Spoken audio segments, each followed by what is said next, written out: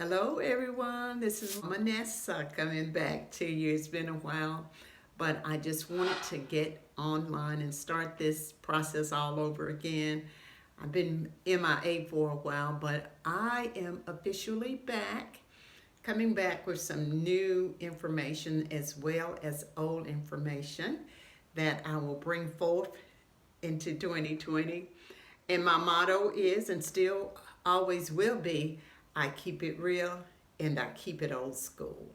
So today I want to talk to you about who I am, just to refresh your memory. And I would say to those of you, please subscribe to my YouTube channel.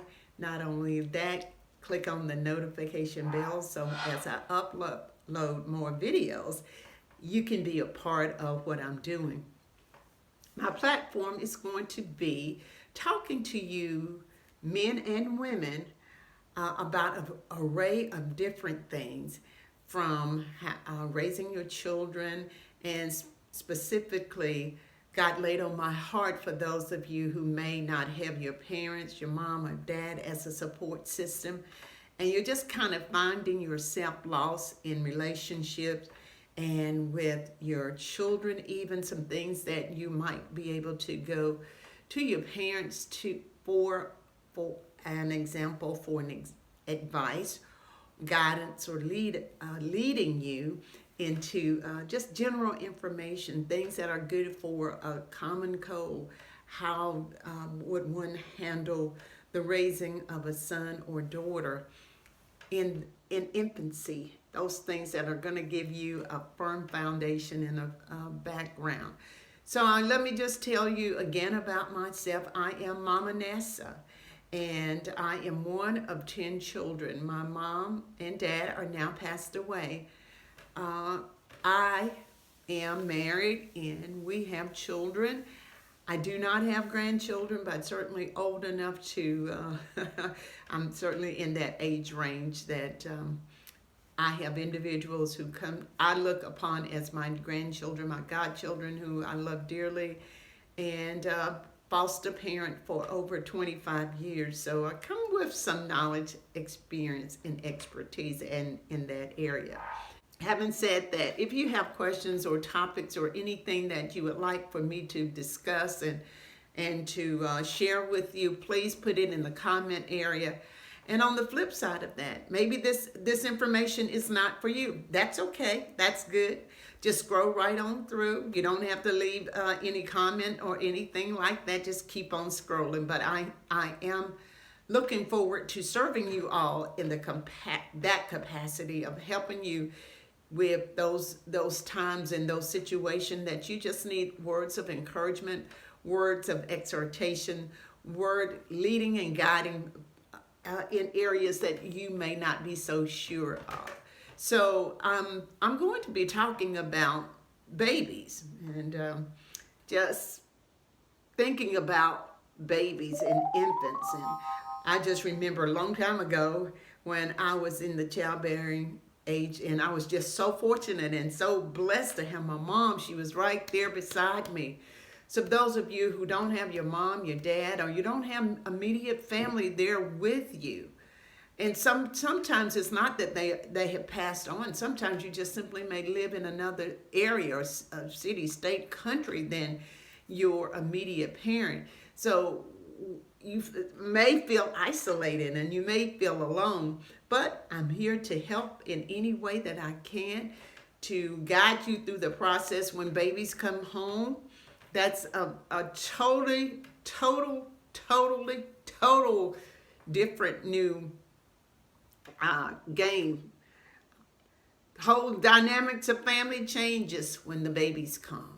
You may, especially if it's the first, you're excited about it and you've gone out and you've done all this shopping and you have this great anticipation for that little bundle of joy coming home and gracing that bed that you provided for them, and all those new clothes and all those things that make parenting exciting.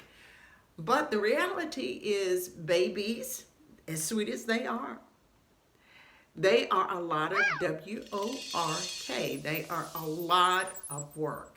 And sometimes, ladies, our bodies are adjusting back to normalcy, and that takes some doing, and that takes some time to get acclimated to that new body, that new demand, that precious little one coming in your home. And sometimes you may even feel a sense of detachment because in your head you're trying to adjust to your new environment, your new household, and the demands that go along with that.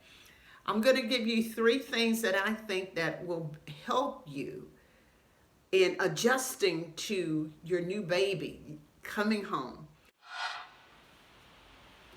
The first of the 3 things that you must absolutely do that is critical and essential for your well-being, your child's well-being, and if you have a spouse, a mate, is that you take care of yourself.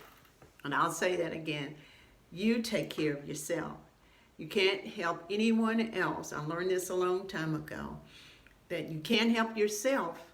You can't help anyone else until you can take care of yourself or be good to yourself. So that is critical, and that is inclusive of being in a good headspace, as well as making sure that you're good to your body. Also, that you are doing those things like exercising and eating right, and just overall taking care of yourself and putting yourself or prioritizing yourself. So let me give you a few examples here. When you prioritize yourself, you're just saying, I'm important. I know my child is important. My family is important. But I am important as well. So I'm going to take care of myself to the best of my ability. I'm going to eat right. I'm going to exercise my body and my mind. I'm going to exercise my body and my mind. And I think sometimes the focus is so much on the body, we forget that we need to exercise our minds and our feelings and our emotions of what we are experiencing now with this tremendous this change of having a child or children in the home, and you adding someone new into your space and your environment. So it's critical that you take care of yourself and know what your limitations are. Know that you are not all things to all people. These little people, you love them, you care for them, but at the same time, you have to prioritize yourself. So by all means that you can take care of you. Just think, if you were out of the equation, what might the family look like? Probably not so good. So you want to do those things that are going to be good for you. So maybe get an exercise routine down. What about meal preparation?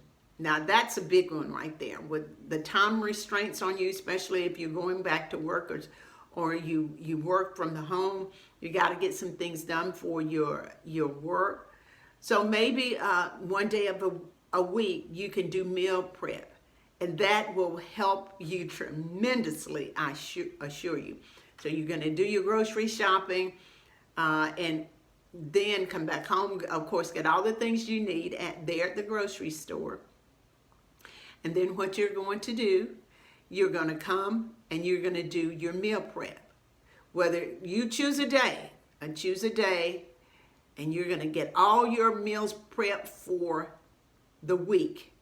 So, and let me say this, even if you can't if that seems to be overwhelming, then do it for meal prep for maybe 3 days or 4 days. And then you may want to go out or send out for something, or go out for something to eat. So all I'm saying in all this is have a plan, because once your life is organized, then you'll find your place within the dynamics of the family is easier. Your role as a mother, as a wife, as a caretaker, as an employee, it becomes so much easier. So recap on number one, the first thing, you're going to take care of yourself. You're going to prioritize, and then you're going to have a plan for the week.